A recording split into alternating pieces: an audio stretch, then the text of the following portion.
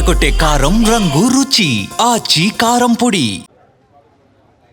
ఈ చిన్నపిల్లలిద్దరికీ కూడా సరిగ్గా మాటలు రావు. కానీ ఇప్పుడు వాళ్ళ వేదనంతా కూడా వాళ్ళ నాన్న బంగ్లాదేశ్లో కోస్ట్ గార్డ్కి అయితే చిక్కుపోయాడు.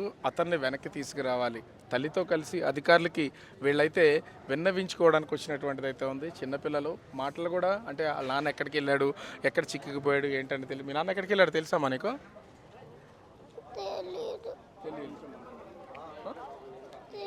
ఎప్పుడు మాట్లాడాడు మీ నాన్న?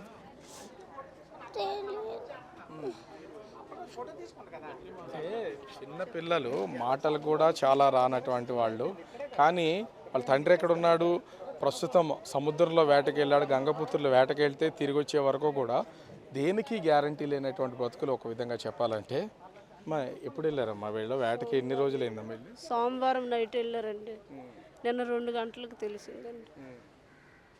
అంటే ఇప్పటి వరకు అసలు మీరు మాట్లాడారా ఆ వేటకి వెళ్ళిన తర్వాత? వేటకి వెళ్ళిన నైట్ తెల్లవారు మంగళవారం మాట్లాడామండి. మరి ఫోన్లు అవ్వని చెప్పారండి. అప్పటి నుంచి మాకు ఫోన్లు అయ్యట్లేవండి.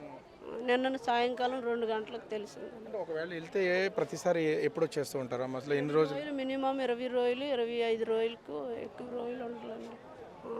25 రోజుల్లోకి మాకు బోటింటికి వచ్చేస్తుందండి. ఇద్దరు చిన్నపిల్లలు అంటే ఇక మీ ఇద్దరు చిన్నపిల్లలు, మీరు, మీ హస్బెండ్, ఇదే ఫ్యామిలీ. మరి అసలు వీళ్ళ పరిస్థితి ఏంటి? మీ పరిస్థితి ఏంటి? మరి అదే కదా ఇప్పుడు భయం వేస్తుంది. అక్కడికి వెళ్ళని చిన్నపిల్లలతో కొట్టుకొని నేనేం చేయాలన్నట్టుగా ఉందండి. మరి అసలు రోజు గడవడం ఎట్లా? వాళ్ళు వేటగాడి తీస్తేనేనా లేకపోతే? తీస్తేనే మేము వాళ్ళు వచ్చిన వరకు ఉన్న కాడికి తినడము, లేదంటే అప్పు చేసుకోవడము, అతను వచ్చేటప్పుడు మళ్ళీ అప్పు తీర్చుకోవడం అండి. అది అసలు అంటే మీకు ఎన్ని గంటలకు చెప్పారు వీళ్ళు రాలేదని? 2 గంటలకు చెప్పారండి. దొక్కిపోయారు, బోర్డు దొక్కిపోయిందని అనేసి మధ్యాహ్నం 2 గంటలకు తెలిసిందండి. మేము ఏడుచుకొని అక్కడ ఓనర్ కాడికి వచ్చామండి. అతను ఇంకా అతని కాడికి తీసుకెళ్ళి అతను కూడా భయపడకండి అమ్మని చెప్పారు. ఇప్పుడు మేడం వచ్చి కూడా అదే చెప్తారు. అంటే మీరు విజయనగరం జిల్లా నుంచి బతుకుదేరి కోసం ఇక్కడికి వచ్చి ఉంటున్న వాళ్ళేనా? మా ఇంటి అద్దెలు, పిల్లల ఫీజులు, మా బతకడం కోసం వచ్చామండి. మా ఫీజులు కట్టుకొని పిల్లలకి మా బతకాలండి.